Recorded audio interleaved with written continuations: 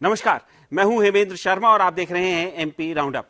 मध्य प्रदेश के जनसंपर्क विभाग ने भगवान बिरसा मुंडा की जयंती के उपलक्ष्य में मंगलवार को सभी प्रमुख अखबारों पर विज्ञापन दिए, जिसमें भगवान बिरसा मुंडा के अलावा राष्ट्रपति द्रौपदी मुर्मू और प्रधानमंत्री नरेंद्र मोदी के फोटो छपे थे। इन सभी विज्ञापनों से मुख्यमंत्री शिवराज सिंह चौहान के फोटो गायब थे। ऐसे ही विज्ञापन मध्य प्रदेश के जनसंपर्क विभाग ने सरदार पटेल की जयंती पर भी दिए थे, जिसमें से मुख्यमंत्री शिवराज सिंह चौहान के फोटो गायब थे। मंगलवार को एक और विज्ञापन अंदर के पन्नों में दिया गया, जिसमें शिवराज सिंह चौहान का फोटो छपा था। लेकिन सवाल यह है कि चुनाव के साल में लगभग 20 साल तक मुख्यमंत्री बतौर शासन करने वाले शिवराज सिंह चौहान का फोटो फ्रंट पेज से गायब करना किस तरह की स्ट्रैटेजी है? क्या यह इंगित करता है कि 2023 में होने वाले चुनाव शिवराज सिंह चौहान के चेहरे पर नहीं लड़े जाएंगे? और यदि शिवराज सिंह चौहान के चेहरे पर ये चुनाव नहीं लड़े जाएंगे तो क्या वो मुख्यमंत्री पद के दावेदार होंगे? और यदि नहीं होंगे तो क्या वो प्रेजेंट टर्म पूरा करेंगे या नहीं? इन सभी सवालों पर बात करने के लिए हमारे साथ मौजूद हैं senior journalist Rashid Kidwai. Sir, आपका बहुत बहुत स्वागत है। सर, ये जो किस तरह की स्ट्रैटेजी, सबसे पहला सवाल तो ये कि अभी चुनाव है, चुनाव का साल है, मुख्यमंत्री शिवराज सिंह चौहान के फोटो एक के बाद एक जो विज्ञापन उन्हीं का विभाग, जो जनसंपर्क विभाग है, वो जो रिलीज कर रहा है फ्रंट पेज विज्ञापन, उनमें से वो गायब है। तो किस तरह की पॉलिटिकल स्ट्रैटेजी है? देखिए, विज्ञापन की दुनिया में कहा जाता है जो बिकता है वही चलता है। तो नरेंद्र मोदी जी का अभी राजनीतिक रूप से एक तूती बोल रही है, उनका सिक्का चल रहा है, इसीलिए उनका नाम है और शिवराज जी को पीछे खिसकाया जाए। और शिवराज जी को ये पता है, क्योंकि स्मरण करें कि 2018 का जो वर्डिक्ट था वो शिवराज जी के विरुद्ध गया था। तो अब वो पिछले दरवाजे से आए हैं और वो अपनी हैसियत, राजनीतिक हैसियत समझ गए। दूसरी बात, बहुत दिलचस्प बात यह है कि हिमाचल में प्रचार के दौरान जो प्रधानमंत्री नरेंद्र मोदी ने कहा, उन्होंने कहा, हिमाचल के वोटर से कहा कि आप एमएलए को मत देखिए, मुख्यमंत्री को मत देखिए, आप मुझे देखिए, मुझे वोट दीजिए। तो ये पूरा एक टेम्पलेट है। गुजरात में आप देखिए कि गुजरात में जो भूपेंद्र पटेल को मुख्यमंत्री बनाया गया, जिन हालात में पूरा चुनाव जो है नरेंद्र मोदी जी के इर्द गिर्द हो रहा है।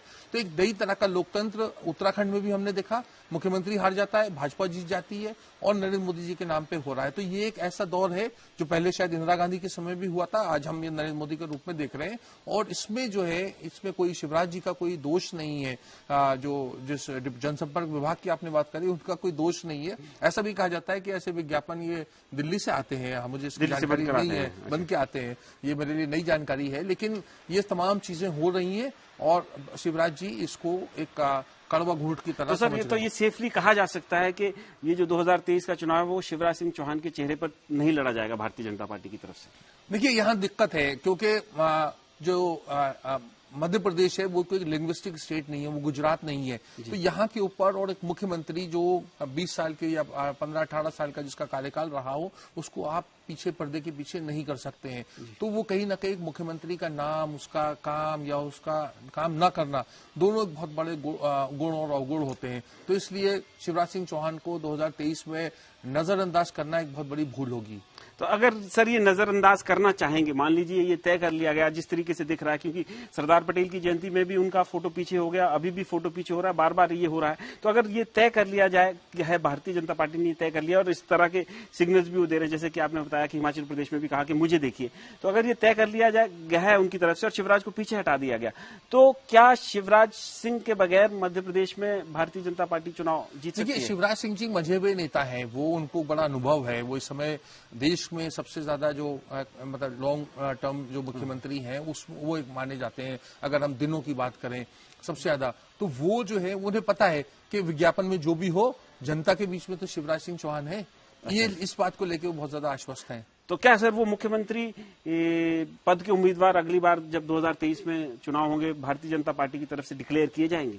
मुझे लगता है कि जिस तरह की राजनीतिक स्थिति है, जो जातीय समीकरण है और जिस तरह के दूसरे जो उम्मीदवार है, उसमें शिवराज सिंह ने बहुत सारी चीजें, और उसमें संघ का भी एक बड़ा रोल है, उन्होंने अपने आप को पोजीशन किया गया है, उनको नकारा नहीं जा सकता।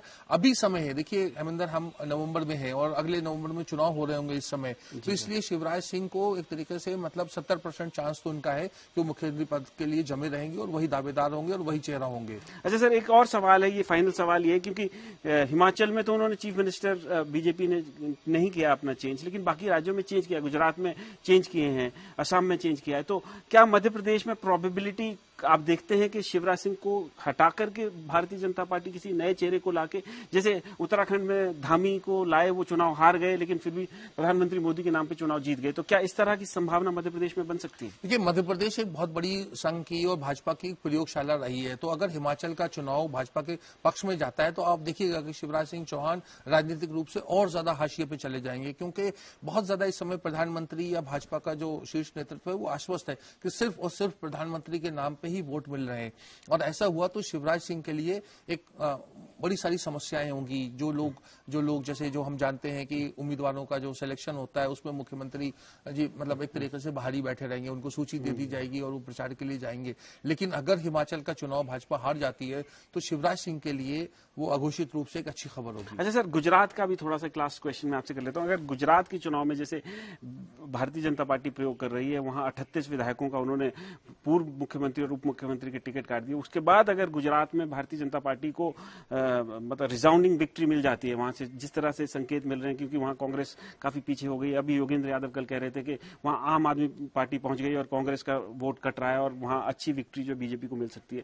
अगर बीजेपी अच्छे मार्जिन से वहां जीत गई तो उसका इंपैक्ट मध्य प्रदेश में होने वाले चुनाव पर क्या होगा? जी देखिए, देखने में प्रथम दृष्टि में जरूर लगता है कि गुजरात के चुनाव का रिजल्ट सब जगह पड़ेगा, लेकिन हमें याद रखना चाहिए कि अच्छे से अच्छे दौर में भी भाजपा जो है गुजरात में वो 120-125 सीटों से ज्यादा नहीं पा पाई है। और उससे जो रिकॉर्ड है वो कांग्रेस का, जो माधव सिंह सोलंकी थे, उनको 135 और 140 सीटों का श्रेय मिलता है। तो इसलिए अभी कठिन घड़ी है और भाजपा जिस आधार से चुनाव लड़ रही है वहां पर ये डिपेंड करेगा कि वो 100 के पार होते हैं, लेकिन कितना ज्यादा।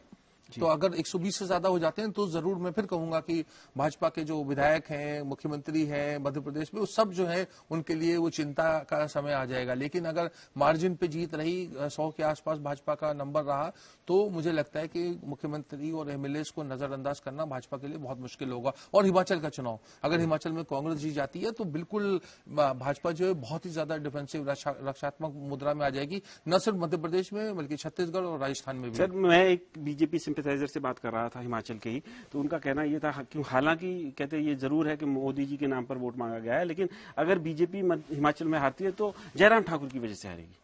जी, वो तो देखिए बड़ा जैसे हम कहते हैं ना, बलि का बकरा तैयार है। वो मुख्यमंत्री थे और वो हार गए तो सारा का सारा उनको दिया जाएगा। और कहा मोदी जी ने तो प्रयास करा और इतनी संख्या में जो विधायक आए वो मोदी जी की वजह से आए। ये एक राजनीतिक दल का एक तरीका होता है कि leader can not go wrong. जो बड़ा लीडर जो शीर्ष पद पे होता है वो कोई ना गलती करता है और ना गलती कर सकता है। तो एक बात साफ है कि leader can not go wrong, ये स्ट्रैटेजी भारतीय जनता पार्टी की तरफ से है। 2023 में मध्य प्रदेश में चुनाव होने हैं, लेकिन उससे पहले हिमाचल और गुजरात के नतीजे आने हैं और इन नतीजों से पता चलेगा कि आने वाले दिनों में मध्य प्रदेश में खासकर भारतीय जनता पार्टी की राजनीति किस तरफ मोड़ लेती है। एमपी राउंडअप में आज सिर्फ इतना ही। कल फिर मुलाकात होगी, तब तक के लिए थैंक यू, गुड बाय।